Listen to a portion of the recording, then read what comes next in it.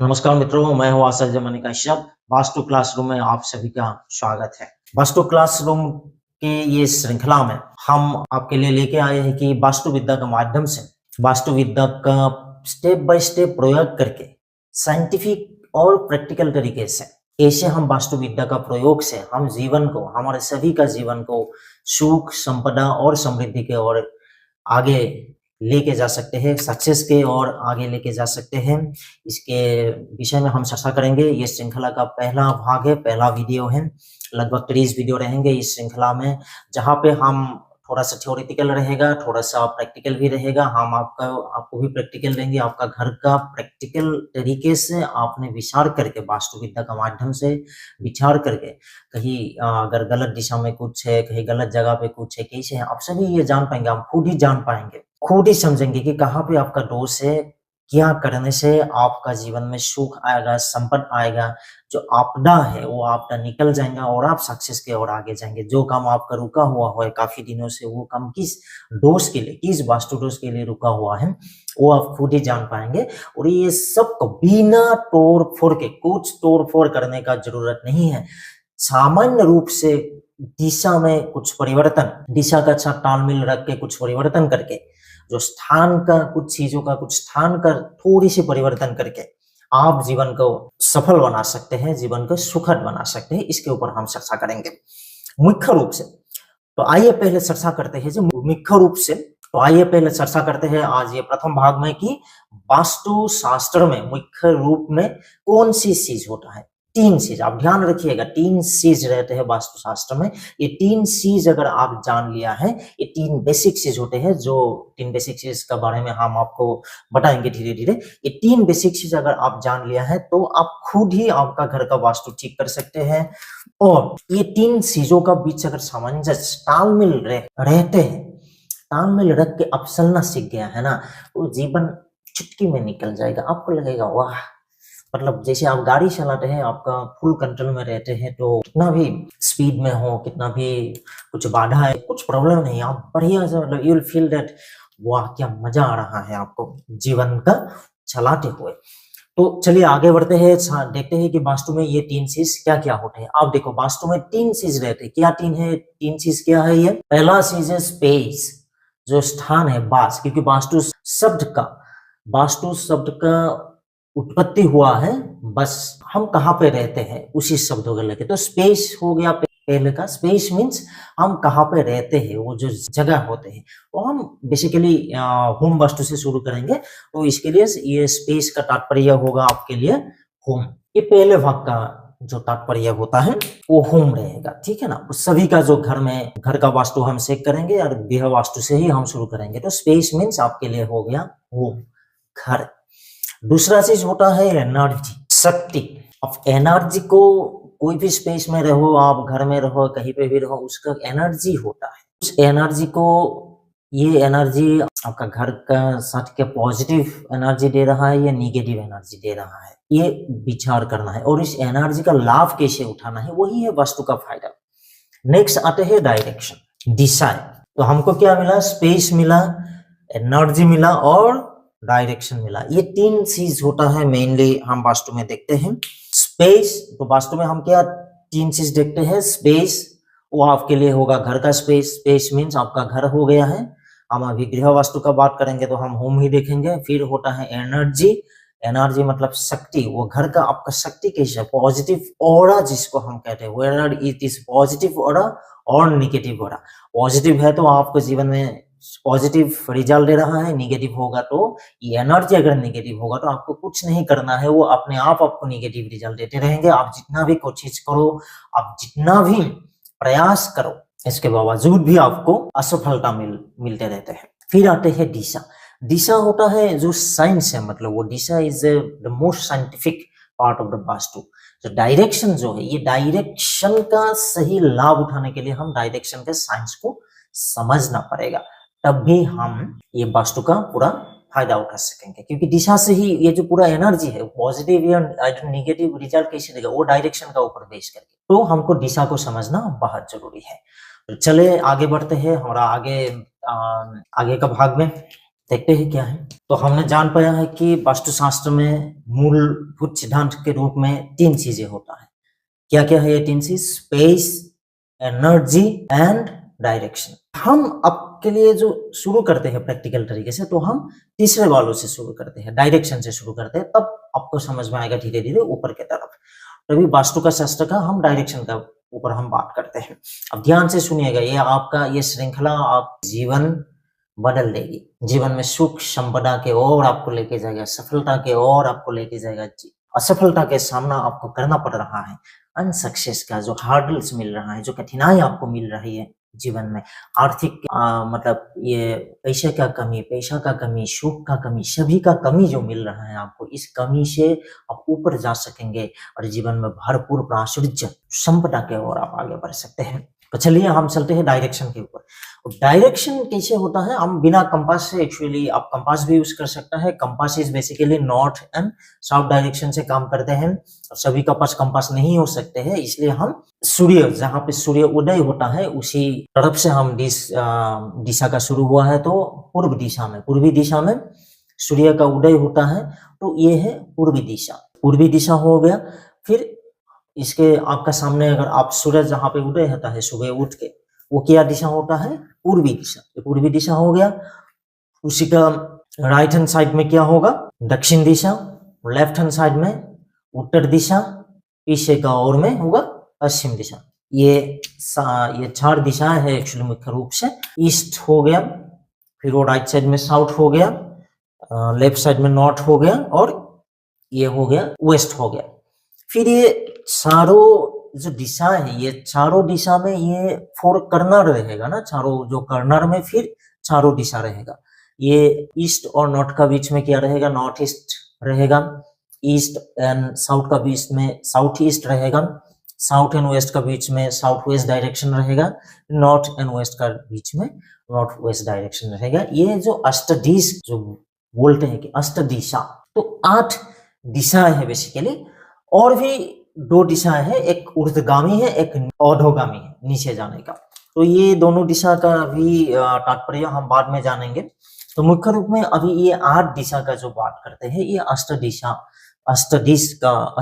का 8 दिशा का बारे में आप जान लीजिएगा। इसका भी तात्पर्य होता है, इसका तात्पर्य मैं आपको समझा देता हूँ। अब देखिए, सूरज उदय होता है कहाँ पे? ईस्ट में। फिर धीरे धीरे थोड़ा दक्षिण के ऊपर, थोड़ा दक्षिण साइड से होकर वो, क्योंकि आर्ट जैसे पूरा सर्कुलर नहीं है, तो थोड़ा सा दक्षिण एक्सिस में जाते हैं, एक्चुअली साउथ एक्सिस में जाकर वो थोड़ा सा ऐसे होके फिर वो पश्चिम दिशा में वो अस्त होता है।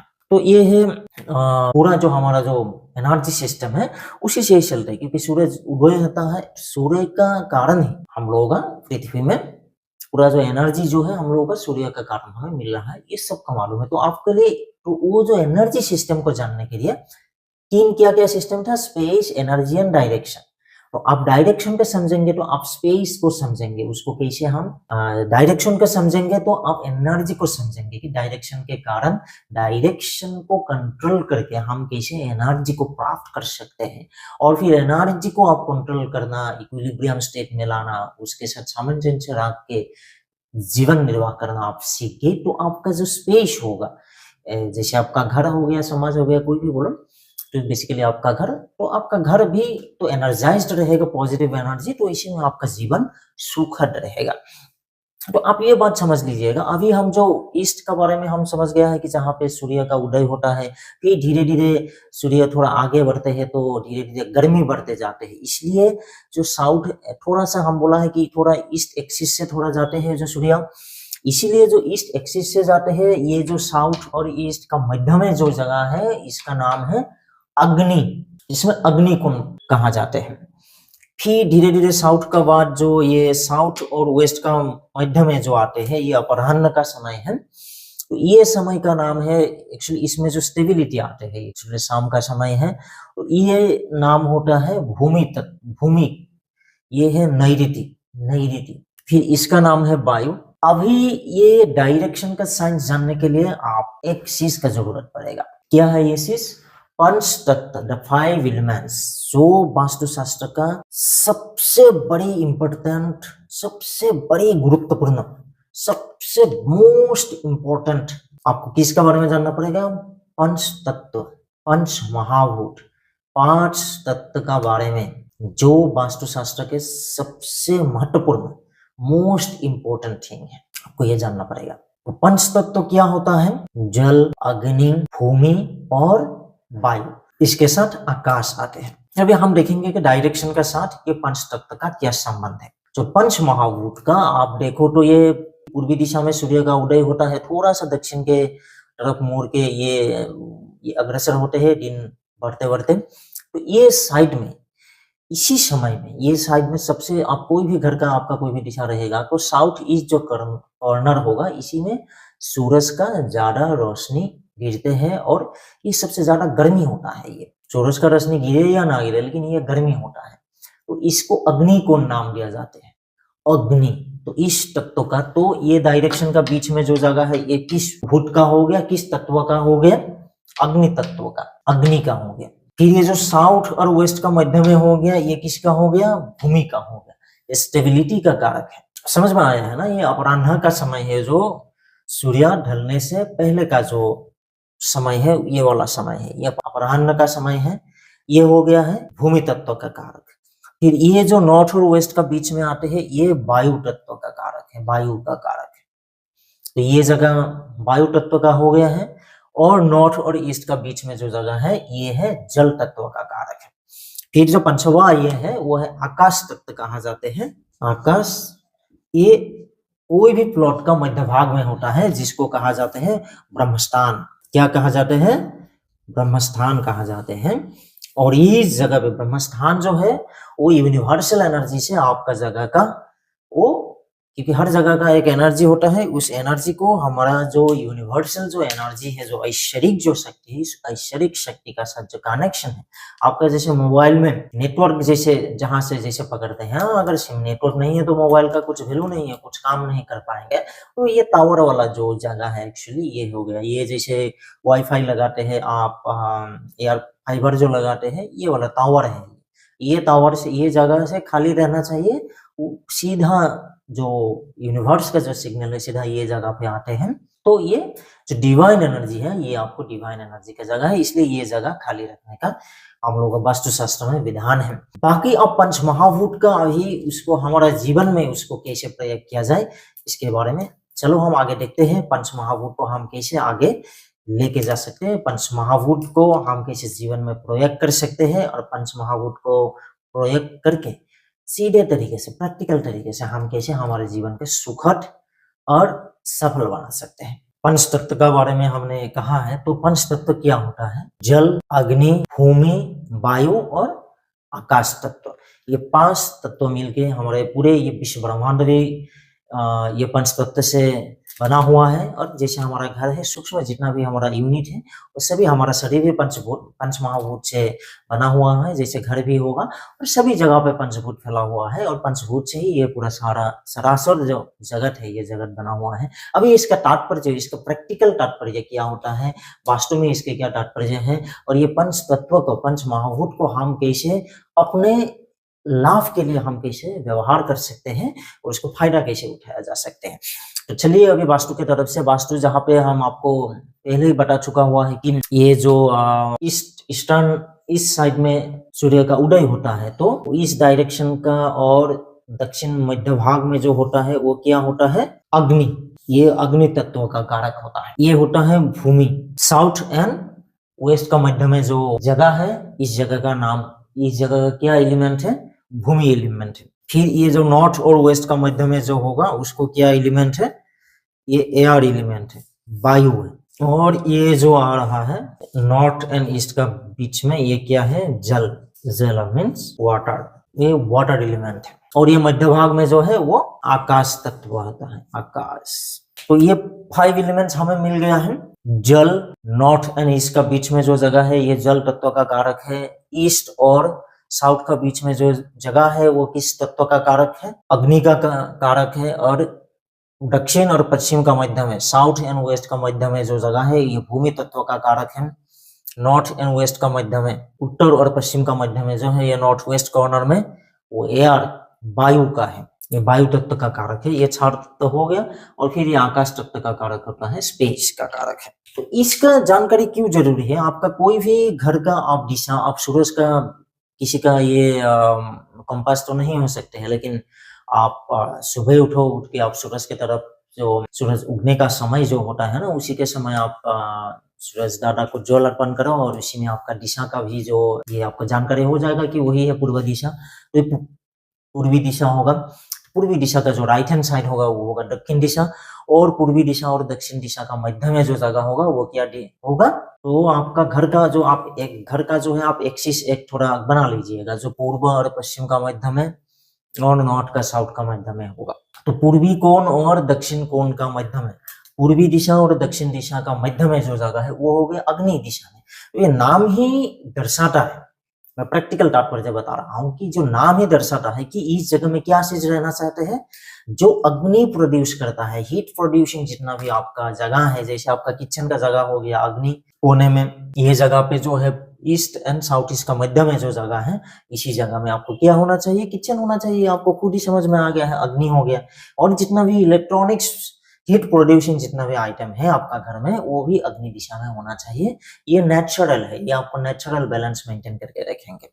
फिर हम आते हैं साउथ और वेस्ट का दिशा में, मध्य में। आप तो जान ही गए, अभी सूरज जहाँ पे उदय होता है वो हो गया पूर्वी दिशा, इसका राइट साइड में हो गया दक्षिण दिशा है। दक्षिण और पश्चिम दिशा का मध्य में जो जगह हो गया वो हो गया भूमि तत्व का कारक। अभी भूमि से आपको क्या देखना पड़ेगा? भूमि की इसका कारक है स्टेबिलिटी का कारक है।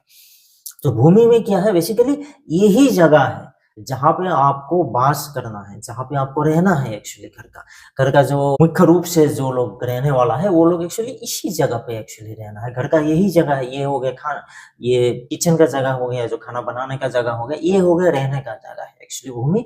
और भूमि जो स्टेबिलिटी का कारक है, भूमि थोड़ा हेवी होना चाहिए। ये जगह आप थोड़ा सा हेवी होना चाहिएगा, उसको लाइट मत रखिएगा, इसको पतला मत रखिएगा। ये थोड़ा सा हेवी चीज जो होगा, बिस्तर होगा, ये होगा, इसमें ज्यादा लाइट, मतलब ये बहुत बड़ी खुला नहीं रहना चाहिए इसमें, क्योंकि ये भूमि तत्व का कारक है। भूमि जैसे थोड़ा बंद रहते हैं, इसका पताल का नीचे भी बहुत सारा चीज होता है।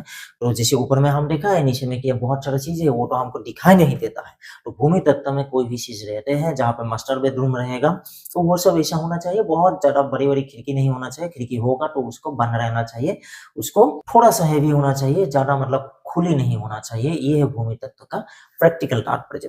फिर हम आते हैं नॉर्थ और ईस्ट का बीच में जो वायु जो एलिमेंट आते हैं। तो वायु में आपको ये जानकारी हो गया है कि वायु क्या है, नेचुरली वो स्थायी रूप से नहीं रहते हैं, वायु चलने वाला है।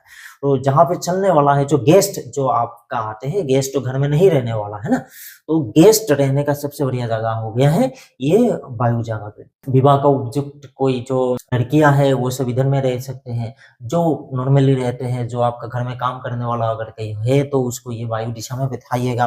तो जो लोग घर में स्थायी रूप से नहीं रहने वाला है, जो सी स्थायी रूप से नहीं रहने वाला है, ये सब ये घर में रहने वाला है।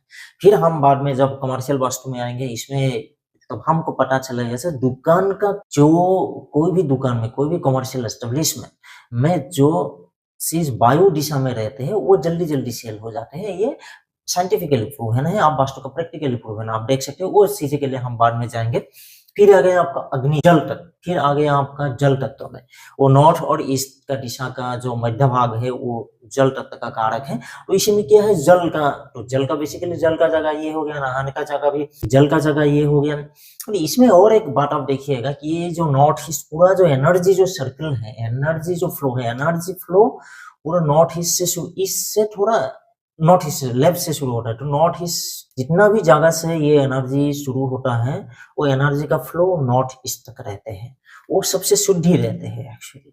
यहाँ पे सूरज उदय होता है, और यहाँ पे जो सूरज इस दिशा में, सूरज पूर्वी दिशा में सूरज का उदय होता है, और नॉर्थ का दिशा में जो एनर्जी का जो फ्लो है ये रहते हैं। सो मध्य भाग का जो जगह है, मध्य भाग का जो जगह है, ये एनर्जी फ्लो एंड ये सूर्य का जो नेचुरल जो एनर्जी है हम लोग सभी का, ये जियोमैग्नेटिक फोर्स का है, और ये है यूनिवर्सल फोर्स का है। ये दोनों का बीच में जो मध्य भाग है, ये सबसे एनर्जी फ्लो का कारक है, ये सबसे शुद्ध रहता है, सबसे एनर्जाइज्ड रहते हैं। इसलिए इसको ईशान दिशा माना जाता है कि जो भगवान का जगह होते हैं, ये जगह है। इसी में कभी भी आपको टॉयलेट वगैरह नहीं रखना चाहिए। ये वो जल तत्व का कारक है, ये भगवान का कारक होता है। होता है। ईस्ट तत्व, ईशान दिशा इसलिए कहा जाता है। तो मोटा मोटी रूप से आपका एक दिशा का एक थोड़ा सा जानकारी हो गया। फिर ब्रह्मस्थान का जो कहा जाता है, जो कोई भी प्लॉट का मध्य भाग में जो रहते हैं इसको कहा जाता है ब्रह्मस्थान। इसका तात्पर्य क्या होता है?